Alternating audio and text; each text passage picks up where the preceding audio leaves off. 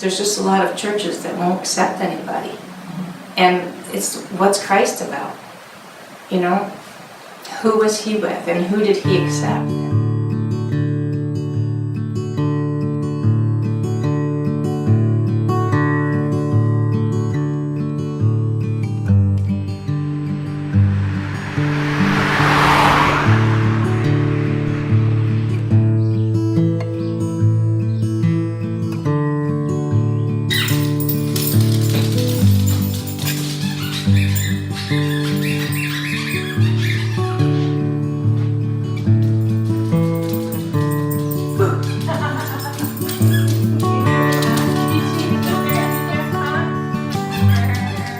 It is extremely hard to leave a religion that is so controlling and indoctrinating and exclusive. It is very exclusive, and it skews. Judgmental. It skews the way you see everyone else, other churches, other religions. It really does. It skews your vision and your view, because if you weren't United Pentecostal, well, you weren't going to heaven. You know, you were going to hell. Yeah. When I left my family, my entire community of friends. It was a very difficult time, and I was young. And so when we met, we weren't going to any church. We tried numerous churches. I wasn't ready. I left the church because I was still playing music. I was still, playing for every service. But this is before I met Wendy, I met a girl at work, and I knew I couldn't continue at the church. I resigned because I had to choose one or the other, and I didn't want to be, a hypocrite, so I left. And she said she would never play music again or sing or anything in the church. Yeah. I did, because it was hard. I mean, they expected a lot.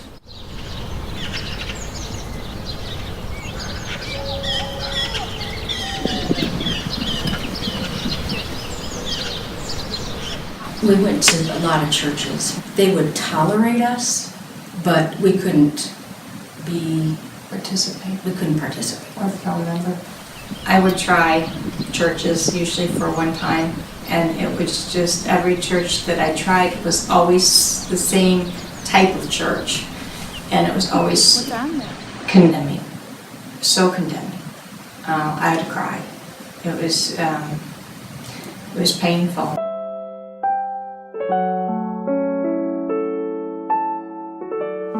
I've called a lot of pastors, and he said, well, I said, well, do you guys accept us?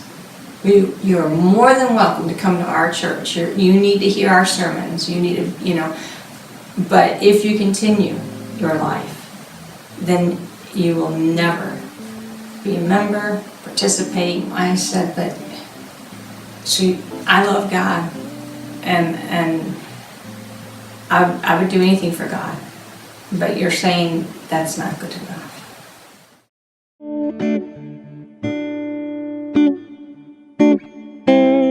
The week before we came here, and that was the pastor, and we're sitting in the pew, and she's sitting in the pew up in the front, because there's only so many places where you can sit with a wheelchair. Yeah. So, and it was the first time we were ever there, and he got up and said, was talking about sin and hell, and pointed to us and said, well, the homosexuals there, they're going to hell.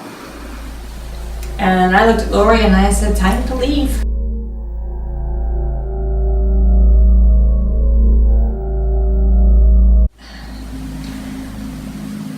I'm going to go back to when I was a little bit younger. And this is a story I don't usually tell many people, but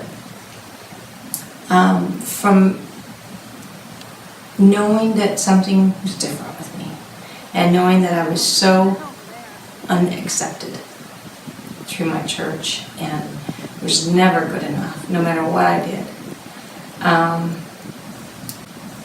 And I didn't understand that I was gay, but I hated myself, literally.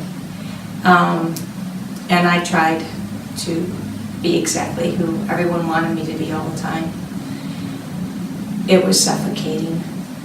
And I finally came to a point in my life that I said, I remember my dad saying to me, just learn to love Wendy. But I didn't know who I was. And coming to terms that I was gay and that God still loved me, that I was okay. There was no way in my life I could deny who I was. I am God-loving, and we have been together for, it'll be 21 years in July, and she's the love of my life. She's the best thing that ever happened to me, and I thank God for her. But the way the church that we were in, that was definitely unacceptable. When he had bilateral optic neuritis, which is basically inflammation of an optic nerve, and that is one of the big hallmark of MS. But she continued to lose her vision, and she just progressively got worse. Very fast. Yeah, it was fast, and she got so bad that she eventually just couldn't walk. When I was in Rehab Institute of Chicago, was my worst time. It definitely was. It was 61 days straight in hospital. I always wanted my Somebody pastor to to pray come. for. But even the churches that we had tried, Lori contacted, and no one came.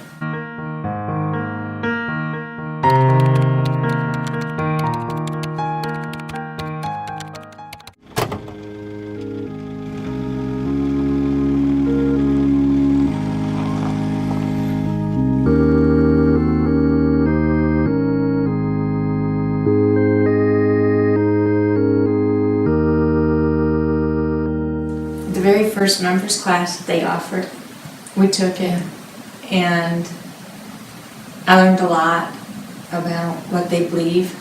Yeah. And we would talk on the way home about it, and we would say every single thing they're saying, it fits in here. Yeah, it does. It fits for who we are, who God made us to be. Mm-hmm. It fits in our life, and it was uplifting and encouraging. It was. My faith in God has grown much deeper during this whole experience. And we do believe, well, it's already been proven. I mean, I had some issues, health issues, and I was going back for them to rule out cancer again, and It was scary. it was scary, but we weren't alone this time. Oh, it was so different. It was very different. And this is recent, Yeah. but I was in contact with Pastor Jen and Ellen and Gina, and I mean, just the whole, It was so different, and it was, much easier. and I believed that, again, I've been very skeptical because of our, past experiences. And I thought, well, I'm not gonna get my hopes up too high, but, people would ask, how did the test go? And that was so different, and it's so refreshing. And so definitely feel like we're part of a family now. This family of God is inclusive Yes, very and inclusive. not exclusive. Yes. And that whole experience of, it's kind of like someone just wrapping their arms around you and hugging you. And sometimes it's like they're wrapping their arms around you and just holding you, while you need it. Yeah. Having people there, just knowing that you can call, I truly believe that if I wanted a pastor, to come to the hospital with us to be with Wendy, or, to come pray for me, I believe they would have. Absolutely. I believe all we would have had to have done is ask. It's huge. Makes indescribable, I think. It is. You go from being You feel like Isolated. you're isolated to being welcomed into this big family. And it's a beautiful thing, truly.